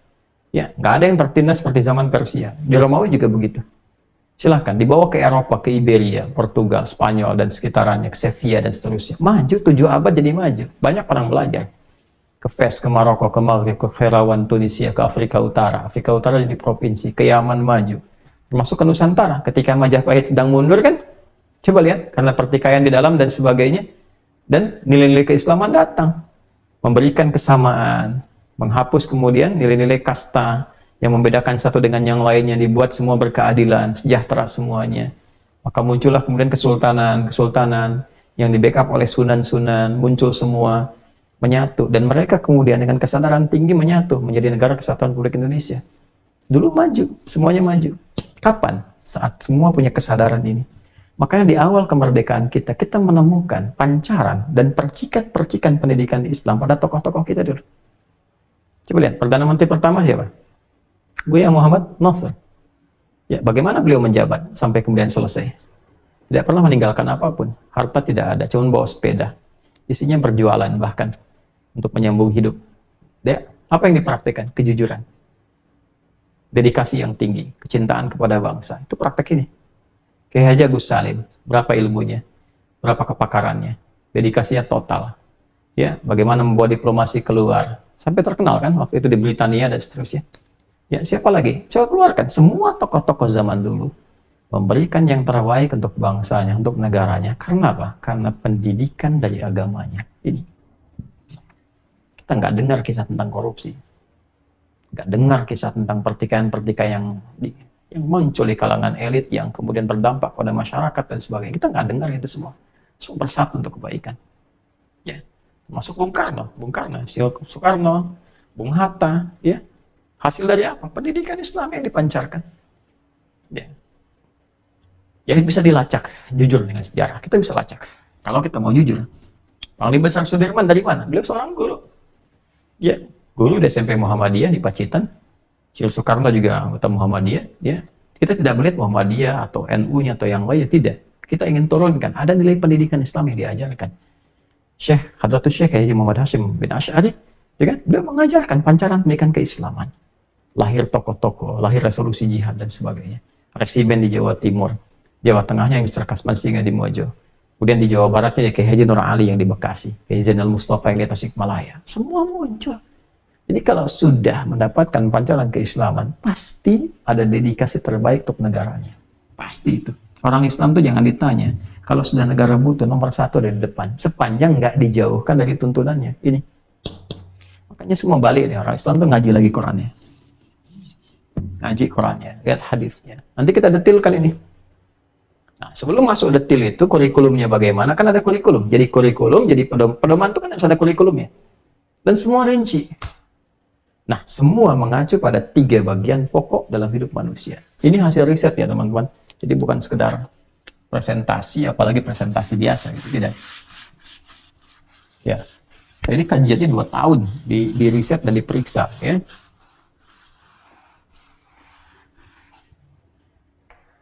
Baik. Manusia itu kan secara umum, itu penyusunnya 3 bagian.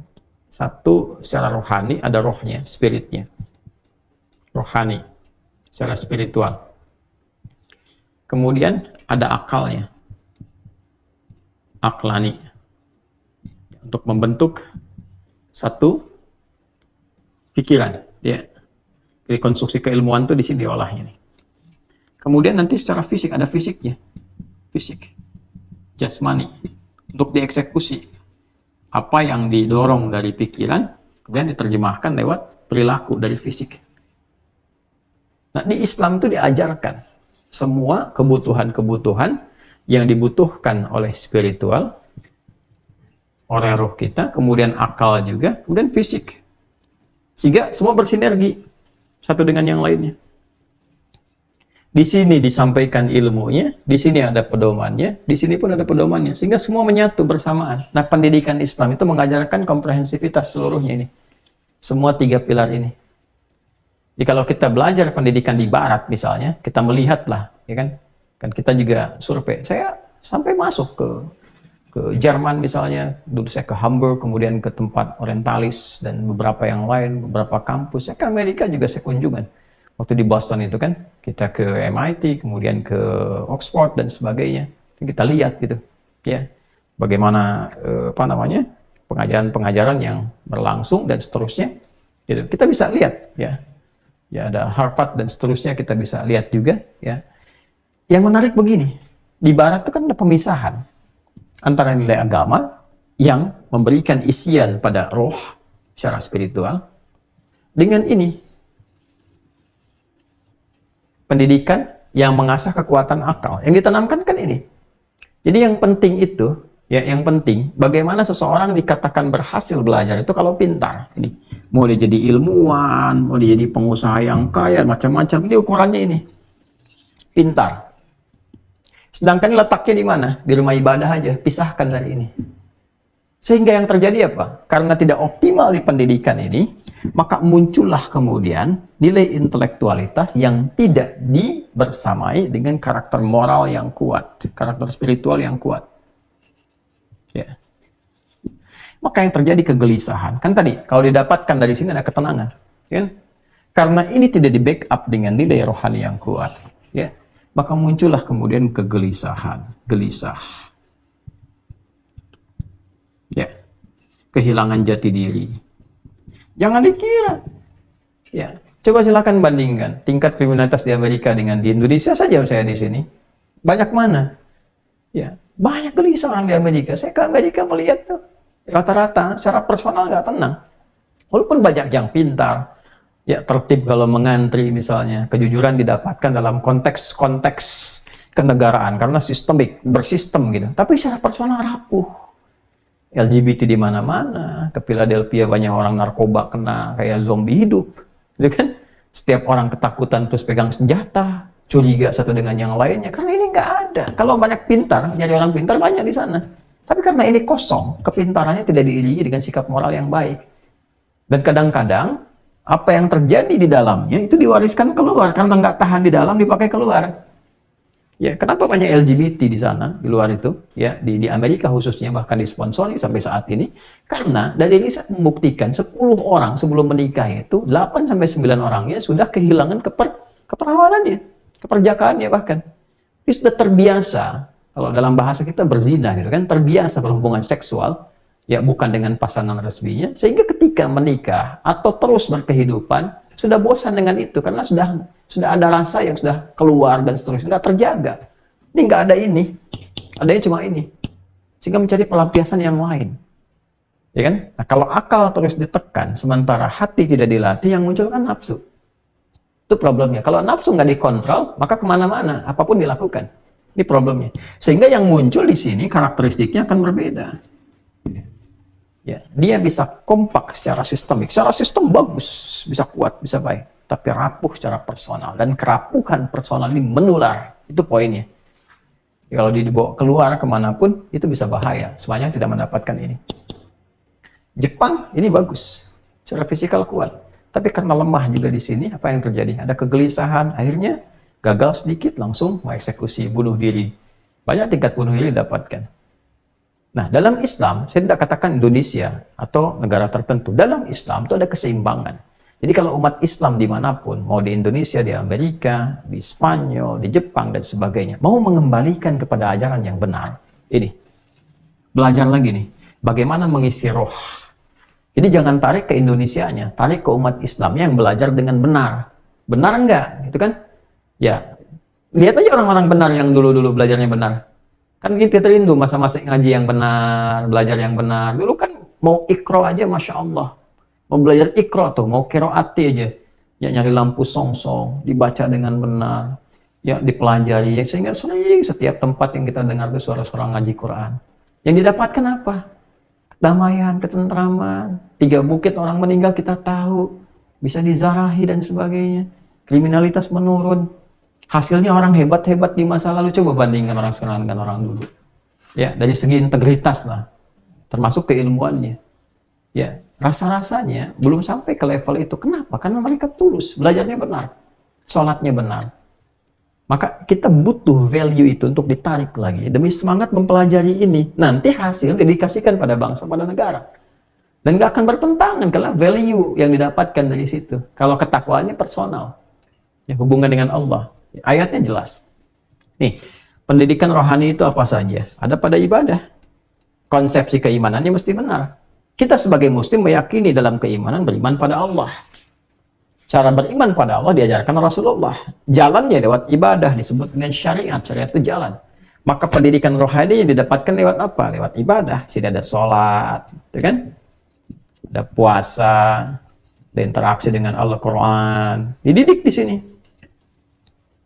Didik saat ruku, saat sujud, saat macam-macam, sehingga keluar hasil dari sini.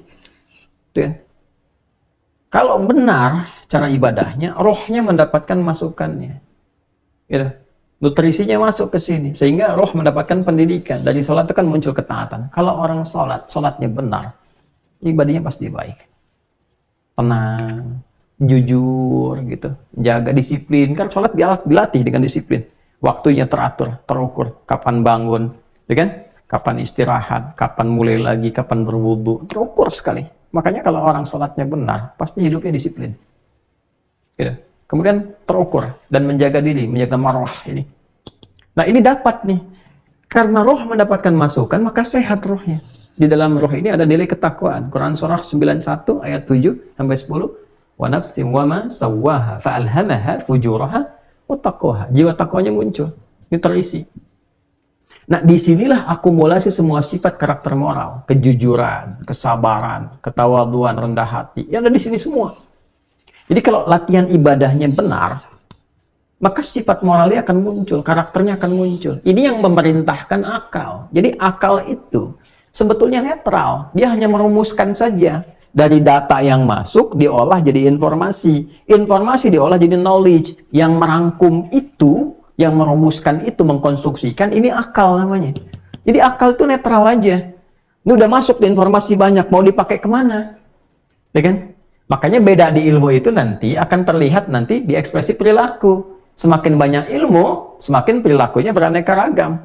Bisa bicara dengan si fulan, cara bicara begini, dengan si fulan bisa begini, dari mulai ragam bahasa sampai ragam akhlaknya. Ke orang tua gimana, ke anak gimana, apa yang membedakan sikap itu? Ilmu. Tapi ilmu itu dapat perintah, dari mana? Dari sini.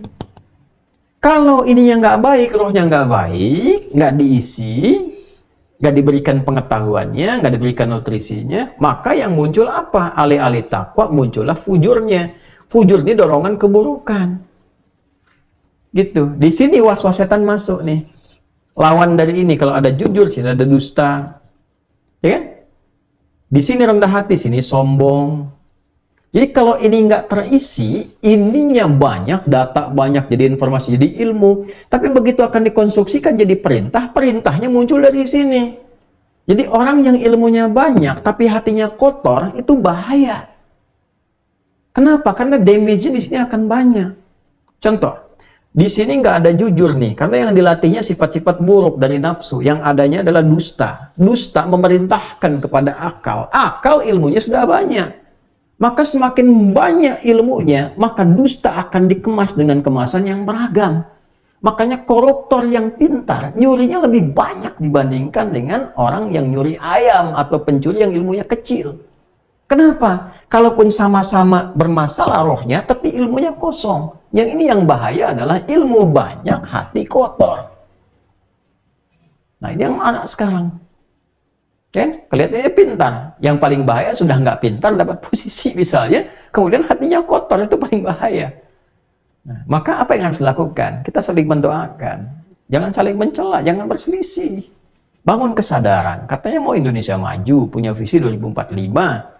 Ya, nah kesadarannya dibangun. Allah titipkan apa? Pada meninggal juga kok. Ya, pada akhirnya akan pulang. Amanat kita kan negara ini tercinta, Indonesia tercinta. Amanat kita, bumi yang kita pijak, itu yang kita majukan. Nah, orang Islam tuh niatkan untuk ibadah, untuk menaati Allah. Itu yang dimaksudkan. Inni ja'ilun fil ardi khalifah. Niatkan untuk menaati Allah. Jadi apapun itu. Dan itu dedikasinya harus total. Jadi apapun, di militer total, apa tugasnya? Pahami sabta marganya dari 7, praktekkan. Ya, jadi polisi liberatannya apa? Praktekkan. Ya, jadi pejabat demikian, jadi pengajar demikian. Dan niatkan sebagai ibadah kepada Allah. Jadi total kontribusinya, dedikasinya pun akan total ini. Nah, karena itu apa? Karena kepatuhannya baik, akalnya juga baik, belajarnya bagus, maka hasilnya akan bagus ke sini, diperintahkannya bagus. Ini melahirkan karakter moral, ini karakter intelektual. Jadi orang Islam itu mesti pintar. Karena itu apa? Banyak ayat-ayat yang terkait dengan pengetahuan. 779 ayat. Kata ilmu maksudnya yang ada dalam Quran. 779.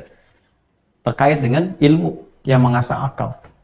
Dari mulai membuka gerbang pengetahuan Iqra, dari mulai analisis, ya.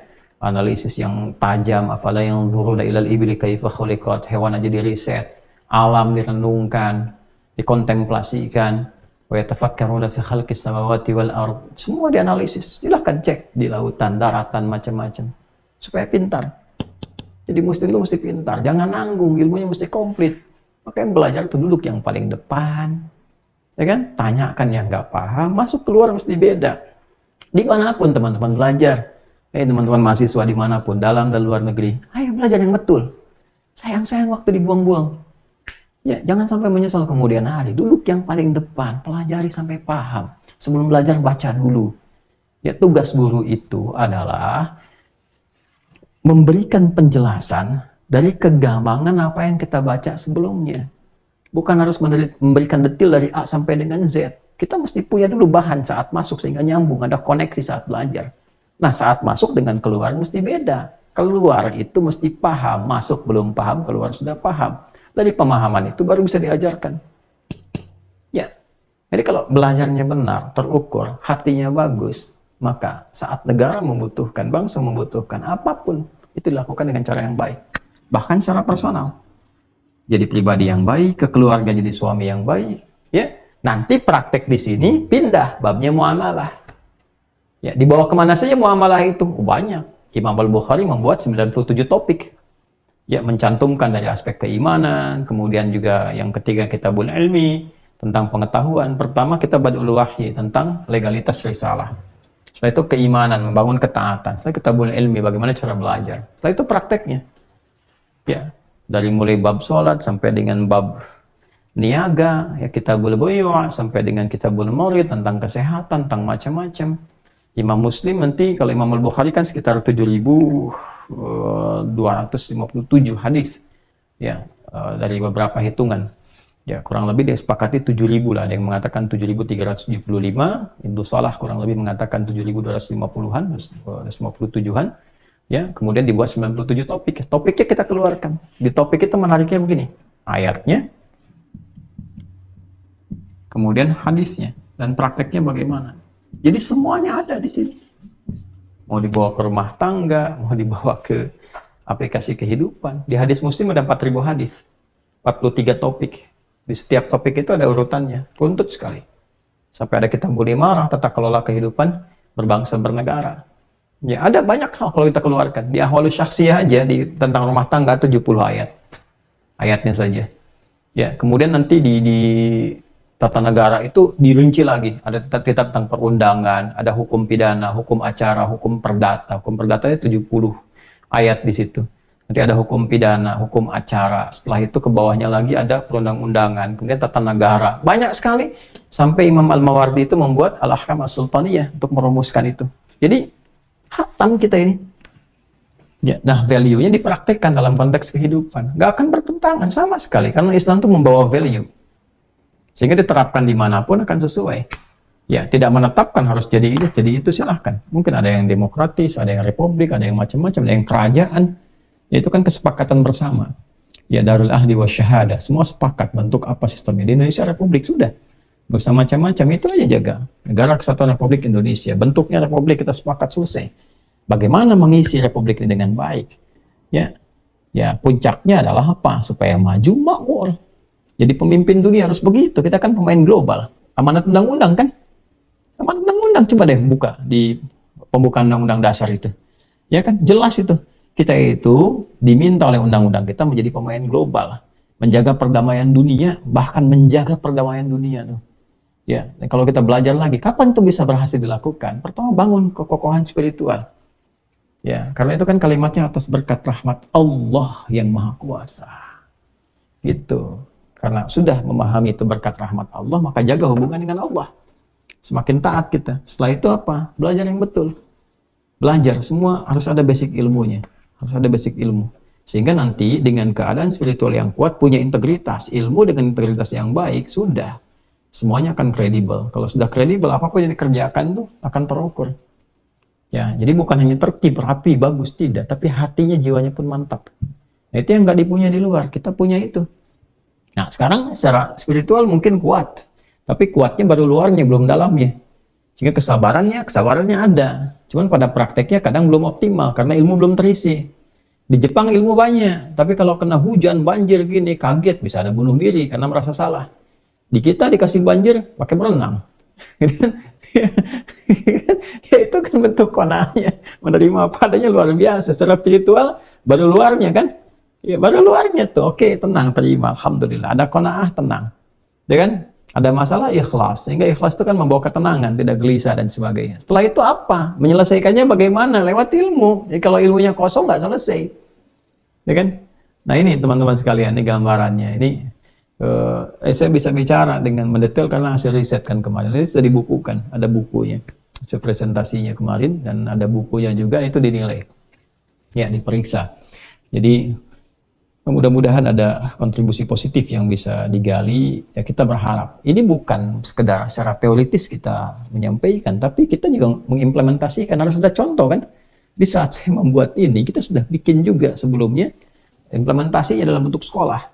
Ya, anak-anak dibuat kan dari sejak dini, ya di PAUD, akhir PAUD tuh, pendidikan anak usia dini, dari KB sampai TK. Mereka belajar nilai-nilai kebangsaan, nilai-nilai apa yang diharapkan dari pendidikan.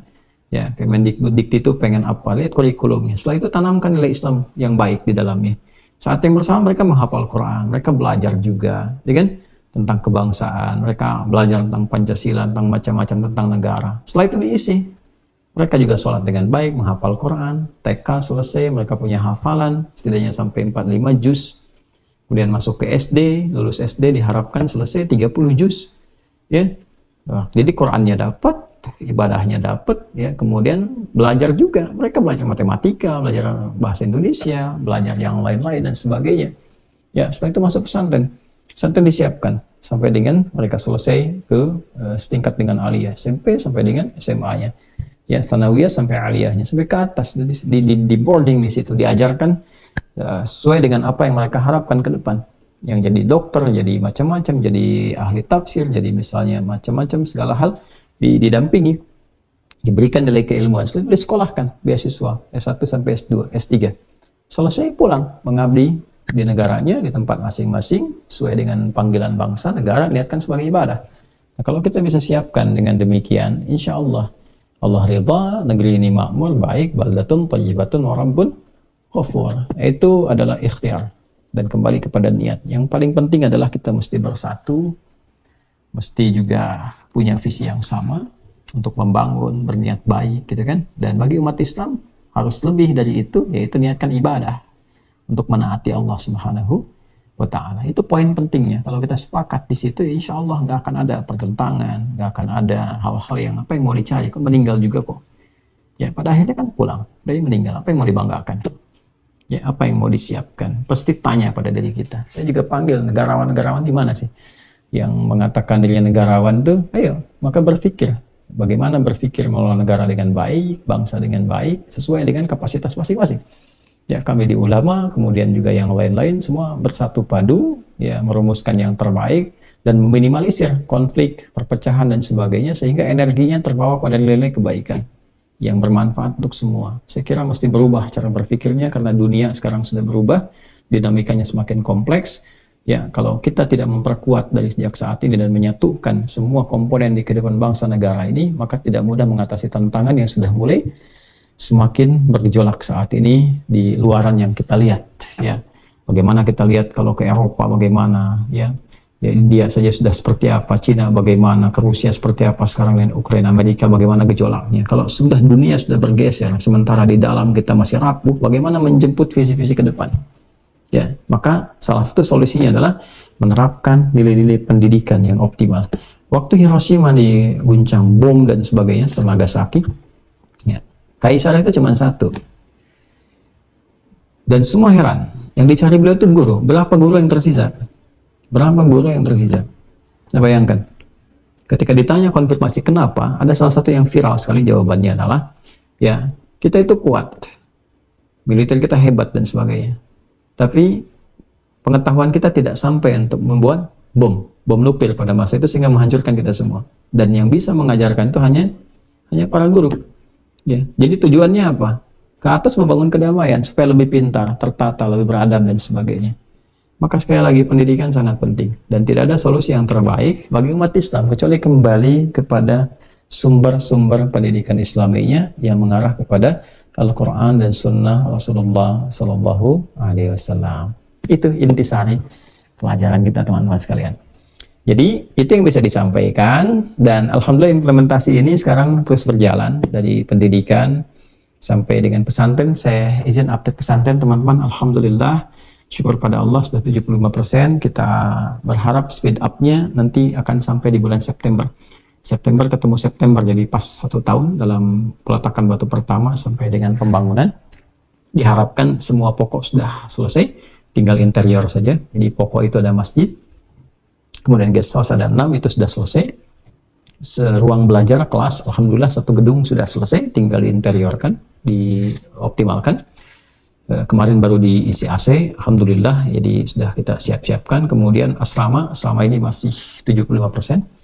Ya, diharapkan akan dikejar, jadi secara fisik bulan Juli selesai, September kita harapkan semua tuntas. Dan ada 1 pendopo yang saya siapkan juga untuk pertemuan para ulama atau pemikir atau yang ingin berkontribusi ya untuk membangun bangsa, membangun negara, untuk membangun keilmuan yang baik, dan semua berniat baik ya, berniat baik semua ini. Ada 1 pendopo yang terinspirasi dari Ampel Denta waktu itu. Ampel Denta itu gimana para sunan-sunan, para ahli ilmu berkumpul untuk berdiskusi, memberikan masukan-masukan yang baik, menjaga nilai kebaikan, kedamaian, ketentraman.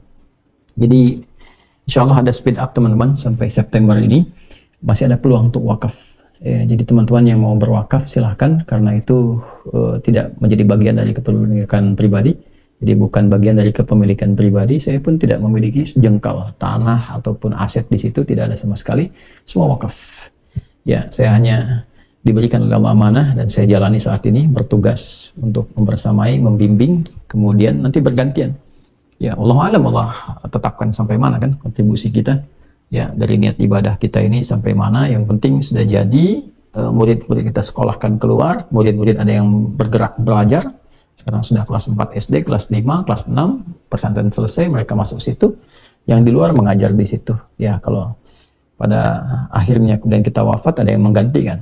Jadi semua kita wakafkan. Nah, ada kesempatan teman-teman sampai di bulan September ini pada tahap yang pertama untuk keseluruhan bangunan, sehingga kita bisa nikmati dulu. Masih di rekening yang sama di Bank Syariah Indonesia.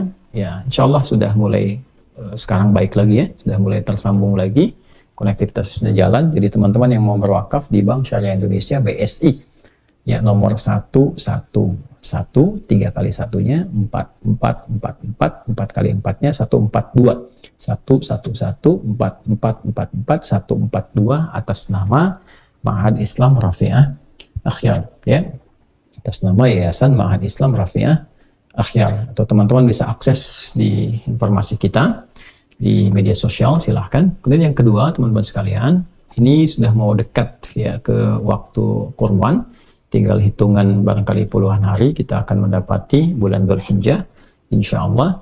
Nah, kita sudah fasilitasi untuk program kurban ya, seperti yang tahun lalu kita adakan namanya program tebar kurban, karena ada beberapa di daerah kita juga yang membutuhkan kasih sayang, perhatian mendalam bagi mereka, karena sebagian mereka bahkan mendapati daging, untuk memakan daging itu bisa setahun sekali. Maka kami bikin program itu, alhamdulillah kemarin cukup berhasil, bahagia juga teman-teman yang lainnya yang mendapati itu semua. Kita agak perluas sekarang, bagi teman-teman yang berminat sudah bisa dilihat ya, flyernya ada, di IG juga ada. Dan nanti bukan sekedar cuma daftar kemudian titipkan, tidak. Nanti kita berikan bimbingan sebelum pelaksanaan, ada Zoom nanti. Kemudian setelah itu ada diberikan buku juga, ada paket buku yang diberikan untuk pendampingan tuntunan praktis Idul Adha. Kita sampaikan di situ, nanti bisa belajar. Ya, itu barangkali yang bisa disampaikan. Jumpa kembali insya Allah di hari Sabtu. Ya, Sabtu pagi kajian duha di Masjid Tanah Kusir, Masjid An-Nur. Ya, mudah-mudahan Allah berikan kesehatan, kebaikan dan kemuliaan kepada kita semua. Terima kasih membersamai kajian Aqsa ini. Mohon maaf tidak mampu menyampaikan hal-hal yang mungkin Anda harapkan, itu kelemahan yang saya istighfari. Mohon doa semoga Allah mengampuni kami, kedua orang tua dan keluarga semuanya, seperti kami mendoakan teman-teman semuanya.